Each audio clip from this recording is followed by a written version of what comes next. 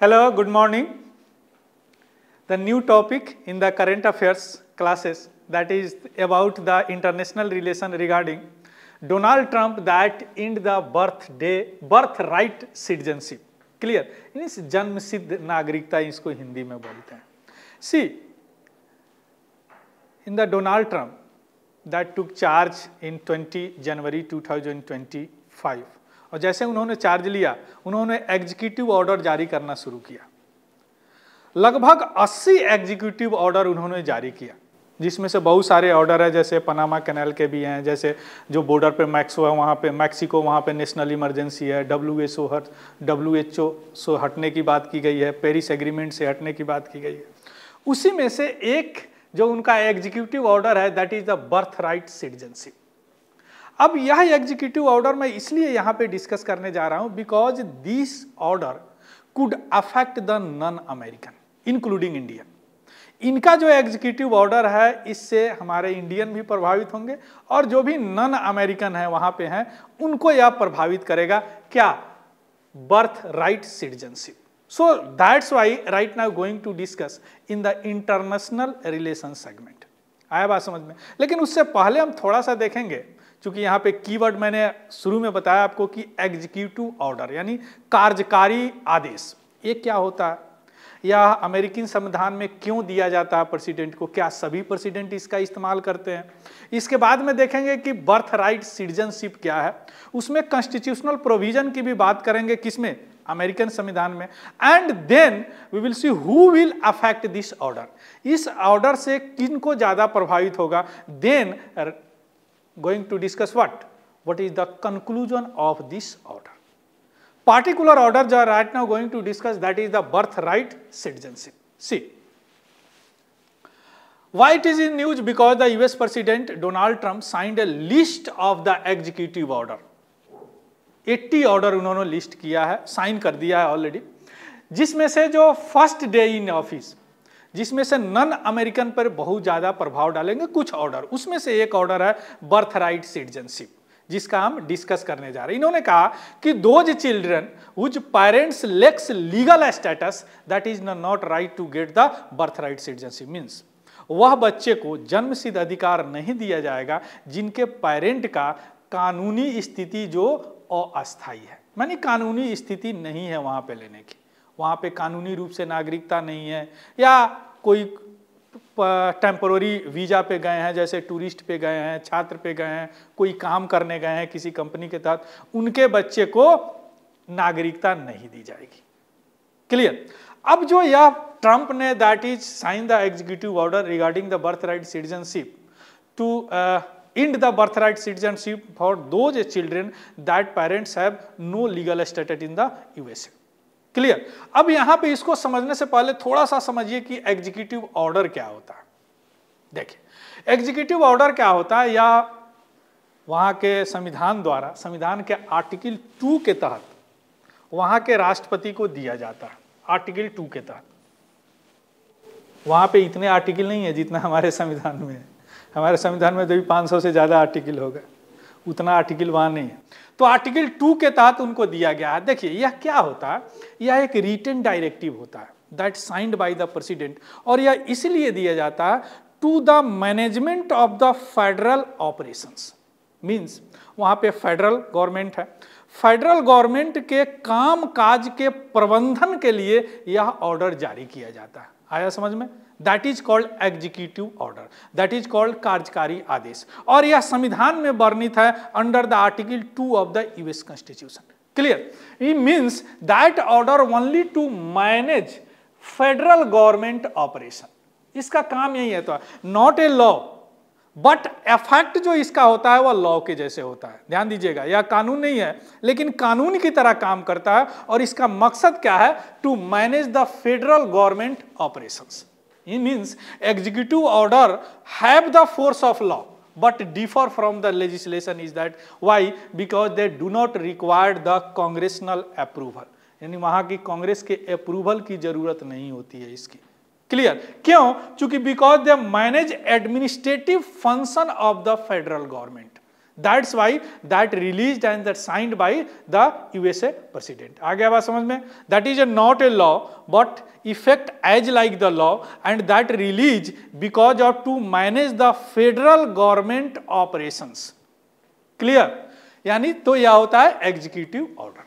इसमें कांग्रेसनल का कोई अप्रूवल की जरूरत नहीं होती है, जिस तरह हमारे यहाँ पार्लियामेंट है वहां पे कांग्रेसनल है। आया बात समझ में? तो that is the executive order, है ना। अब ये सभी प्रेसिडेंट जारी करते हैं, ऐसी बात नहीं है कि केवल डोनाल्ड ट्रंप जारी किए हैं, ये इससे पहले भी थे तो इन्होंने खूब जारी किया था। इसके अलावा जो भी आते हैं वो जारी करते हैं एग्जीक्यूटिव ऑर्डर। अपने जो फर्स्ट वीक का जो उनका होता है का कार्यकारी कार्यालय में जाने का, उसमें वो जारी करते हैं। तो that is the executive order. समझ गए? अब आते हैं मेन पॉइंट पर, what birth right citizenship. What is the birth right citizenship? See birth right citizenship, see यह गुलामी की बात है। जब 19वीं शताब्दी की बात है, उस समय क्या होता था कि वहां पे बहुत सारे गुलाम थे, तो उनके बच्चे को भी गुलामी की तरह जिया जाता। बाद में रेनेसां आया, यानी पुनर्जागरण काल आया, वहाँ पे डेमोक्रेटिक मुल्क वगैरह, नेशनलिटी वगैरह डेवलप होने लगा, तो उस समय यह बर्थ राइट सिटीजनशिप दिया गया था। यानी 14th बर्थ राइट सिटीजनशिप क्या होता है? सबसे पहले देखिए कि बर्थ राइट सिटीजनशिप उस बच्चे को सिटीजनशिप दिया जाता है, उस चिल्ड्रन को सिटीजनशिप दिया जाता है। ध्यान से समझिए, उस बच्चे को सिटीजनशिप दिया जाता है, सिटीजनशिप दिया जाता है जिसके पेरेंट का कोई लीगल स्टेटस नहीं होता। यानी बिना पेरेंट के लीगल स्टेटस जाने बिना उस चिल्ड्रन को क्या नागरिकता दिया जाता है, सिटीजनशिप दिया जाता है। आया बात समझ में? यानी that is citizenship in legal principle, है ना, granted citizenship by virtue for their birth in the country. यानी वह बच्चे का अगर जन्म हो गया अमेरिका में तो उनको नागरिकता मिल जाएगी। इससे कोई फर्क नहीं पड़ता कि उनके पेरेंट क्या करते हैं, कहाँ है, वहाँ के नागरिक हैं या नहीं है, कोई फर्क नहीं पड़ता। दैट्स वाई कॉल्ड द जन्म सिद्ध नागरिकता। यानी आपका जन्म हो गया अमेरिका में, आप नागरिक हो गए। क्लियर? अब इसका दो प्रिंसिपल होता है। हमारे इंडिया में भी आप बताएंगे कमेंट में लिखे कि हमारे इंडिया में कौन सा प्रिंसिपल काम करता है। अभी हम बताएंगे नहीं इंडिया में कौन काम करता है, बट बताएंगे birth right citizenship that governed by the two principle. First is called jus soli, means होता है राइट ऑफ द सॉइल, यानी citizenship based on the place of the birth. यानी अगर जन्म हो गया उनका वहां पे तो वहां के वह नागरिक हो गए। दूसरा होता है jus sanguinis, means right of the blood. यहां पे क्या होता है कि नेशनलिटी, राष्ट्रीयता भी देखा जाता है और legal status of the parent भी देखा जाता है ना। यानी birth right citizenship that governed by only two principle. हमारे यहां भी बर्थ राइट सिटीजनशिप है, कमेंट में बताएंगे कौन सा है और गवर्न किससे होता है। क्लियर? तो यहां पे birth right citizenship that governed by the two principle that is jus soli and jus sanguinis. आप समझ गए what is the birth right citizenship? एक बार समराइज करता हूं। Birth right citizenship is the citizenship that given to those child who has birth in the USA without knowing the status of his and her parents. यानी उनके माता पिता या उनके गार्जियन को कोई मतलब नहीं होता कि वहां पे उनका क्या लीगल स्टेटस है। वहां पे उनका जन्म हो गया मतलब वहां के वो नागरिक हो गए। आ गया बात समझ में? अब इसका थोड़ा सा देखिए कि कानूनी या कब आया अमेरिका में। अगर बात करें कब आया, यानी यूएस कॉन्स्टिट्यूशनल स्टैंस की बात करें, तो यह सबसे पहले हम शुरू में बताया है कि 19वीं शताब्दी में गुलामी वाला व्यवस्था था पूरे विश्व में, तो उस समय 14th अमेंडमेंट किया गया अमेरिका में, है ना। और वह कब से लागू है? 1868 से लागू है। यह क्या? Birth right citizenship. यानी यह देता है बर्थ राइट सिटीजनशिप। इस आर्टिकल में लिखा हुआ है all person born or naturalized in the United State and subject to the jurisdiction thereof. देखिए यही क्लॉज को ट्रंप साहब पकड़े हैं और इसको एग्जीक्यूटिव ऑर्डर कर दिए। ध्यान से देखिए, अगर यह क्लॉज नहीं लगा होता तो यह एग्जीक्यूटिव ऑर्डर पारित नहीं हो पाता। So that is the clause subject to the jurisdiction thereof. This clause gave power to the Donald Trump that to pass this executive order. Got it? माने all children in the United State, amendment that is enacted in 1868 primarily to ensure the citizenship for children who formerly enslaved. यानी वहाँ पे क्या था, गुलामी वाला बात था, जो गुलाम है उनके बेटे भी गुलाम होंगे, उनके बेटे भी गुलाम होंगे।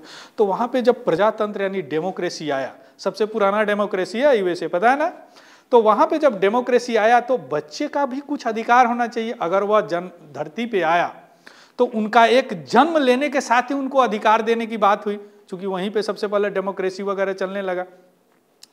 तो उस समय 1868 में यह दिया गया था, चूंकि उनके तो फादर मदर जो भी हैं गार्जियन वो तो गुलाम है, तो उनके बेटे भी गुलाम होते थे, इसलिए यहाँ पे यह 1868 में बर्थ राइट सिटीजनशिप दिया गया कि उनके अगर माता पिता गुलाम है तो वो गुलाम नहीं होंगे, यानी उनको एक सिटीजनशिप दिया गया, नागरिकता दी। इसका मकसद यही था।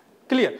अब इसमें जो यह क्लॉज है subject to the jurisdiction thereof, यह ट्रंप के एग्जीक्यूटिव ऑर्डर का कारण है, क्योंकि इन्होंने इस क्लॉज पर बताया कि यह एक्सक्लूड द चिल्ड्रन, इसमें से कुछ चिल्ड्रन को एक्सक्लूड कर सकते हैं, वह चिल्ड्रन जिनके माता पिता अनलॉफुली हैं यूएसए में, बिना कोई कानूनी अधिकार नहीं है। दूसरा, वह पेरेंट जो टेम्पोरली प्रेजेंट है, जैसे टेम्पोररी वीजा होता है, टूरिस्ट वीजा पे चले गए, स्टूडेंट वीजा पे चले गए, या कोई काम करने के वीजा पे चले गए, तो यह दो एक्सक्लूड हो जाएंगे। आया बात समझ में? यानी उस बच्चे को अब नागरिकता नहीं मिलेगा जिसके पेरेंट्स का कोई लीगल स्टेटस नहीं है या कोई टेम्पोररी वीजा पे गए हैं। सारांश यही है इसका। क्लियर। अब हम आते हैं हु वुड बी अफेक्टेड, कौन अफेक्ट होगा। देखिए, this group most likely affected, दो ग्रुप हैं। एक तो है जो बच्चे यूएसए में बॉर्न होंगे यानी जन्म लेंगे, उनके पेरेंट का कोई लीगल स्टेटस नहीं है, यानी वहाँ के कानूनी कोई स्टेटस नहीं है, तो उनके बच्चे को यह नागरिकता नहीं मिलेगा, यानी यूएसए के सिटीजनशिप नहीं होंगे। दूसरा, अगर उस पेरेंट जो यूएसए में है और जन्म लिया उनका बच्चा जो टेम्पोरली वीजा पे गए हैं, जैसे टूरिस्ट वीजा पे गए हैं, स्टूडेंट वीजा पे गए, इनको भी बर्थ राइट सिटीजनशिप नहीं मिलेगा। तीसरा, इससे ज़्यादा इफेक्ट कौन होगा? सबसे ज़्यादा आपको पता है 5 मिलियन से भी ज़्यादा इंडियन अमेरिका में रहते हैं। तो 3 कंट्री है, मैक्सिको, इंडिया और चाइना, ये तीनों कंट्री का सबसे ज़्यादा लोग अमेरिका में रहते हैं। तो यह 3 कंट्री पे ज़्यादा प्रभाव पड़ेगा, क्योंकि अप्रवासी जो है ना सबसे ज़्यादा इसी कंट्री से जाते हैं। तो यहाँ पे अब उनको तो कुछ मिलने वाला है नहीं, क्योंकि लीगल स्टेटस अगर जिनका नहीं होगा उसके बच्चे को मिलेगा नहीं। और दूसरी बात कि अगर कोई टेम्पररी वीजा पे गए होंगे तो उनके भी नहीं। तो most affected country, India included in the most affected country by this executive order passed by the Donald Trump. And this order said what? that to end the birthright citizenship of those children that parents without a legal status, जिनके parent का कोई legal status नहीं है। Got it? चलिए, so then the conclusion क्या है इसका, जो इतना आप पढ़े हैं? देखिए, यह जो एग्जीक्यूटिव ऑर्डर है यह 1 महीने बाद लागू होगा, वह वहां पे वर्णित है। ठीक। और दूसरी बात कि यह जो इन प्रैक्टिस में, बहुत सारे लीगल एक्सपर्ट का राय मैं यहाँ पे आप लोग को बता रहा हूँ, इन प्रैक्टिस यह ऑर्डर ट्रंप साहब नहीं लागू करवा पाएंगे। क्यों? चूंकि unilaterally birth right citizenship executive order के द्वारा लागू कराना मुश्किल है। क्यों? चूंकि यहाँ पे कॉन्स्टिट्यूशनल अमेंडमेंट की जरूरत पड़ता है, इसके अलावा जुडिशियल री इंटरप्रिटेशन की जरूरत पड़ेगी, है ना, कि क्यों आपने ऐसा किया। यानी लीगली कॉम्प्लेक्स है और पॉलिटिकली कंटेंशियस है। तो इसलिए प्रैक्टिकल में इसको अप्लाई कराना थोड़ा सा मुश्किल है। और यह ऑर्डर जो है यह सिग्निफिकेंट लीगल चैलेंज भी फेस करेगा, और ऐसा लगता है कि इसका जुडिशियल स्क्रूटनी होगा, यानी इसमें जुडिशियरी को आना पड़ेगा, जो हो सकता है कि अपनी एक्टिविज्म दिखा के इस ऑर्डर को खत्म कर सकता है। Clear? So that is all about the birth right citizenship.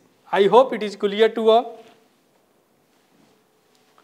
So this is a very important for your international relation, and also we can say if the comparing to the polity, so that is also important, क्योंकि वहीं सबसे पहले democracy हुआ, सबसे पुराना democracy और सबसे बड़ा डेमोक्रेसी, है ना, तो इसका कंपेयरिंग बड़ा होता है ना।